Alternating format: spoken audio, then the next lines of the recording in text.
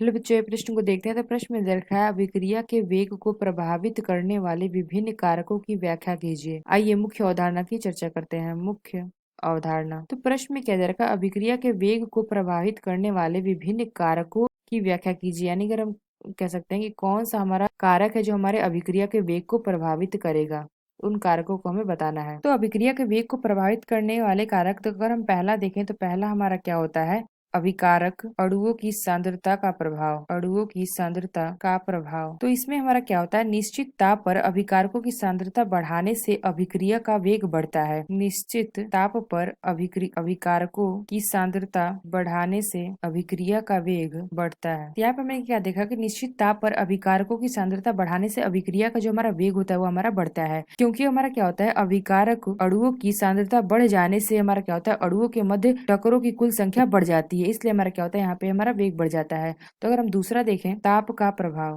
ताप का प्रभाव, तो अभिक्रिया का ताप बढ़ाने से अभिक्रिया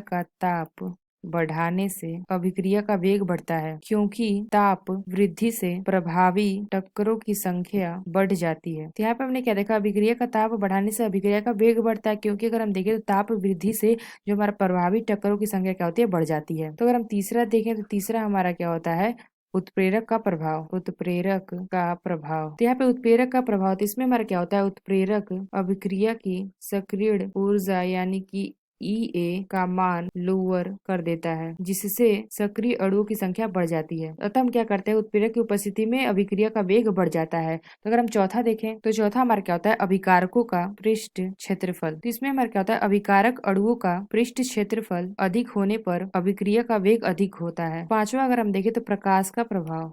प्रकाश का प्रभाव, तो इसमें क्या होता है, जिससे प्रकाश ऊर्जा का अवशोषण कर देहली ऊर्जा तल को प्राप्त करने की प्रवृत्ति होती है, जिससे हमारा क्या होता है, उसका वेग प्रकाश की उपस्थिति में बढ़ जाता है। जिसमें प्रकाश ऊर्जा का अवशोषण कर देहली ऊर्जा तल को प्राप्त करने की प्रवृत्ति होती है, उनका वेग प्रकाश की उपस्थिति में बढ़ जाता है। तो यहाँ पे हमने देखे कुछ कारक जो हमारे अभिक्रिया के वेग को प्रभावित करते हैं। तो आशा करते हैं आपको समझ में आया होगा। धन्यवाद।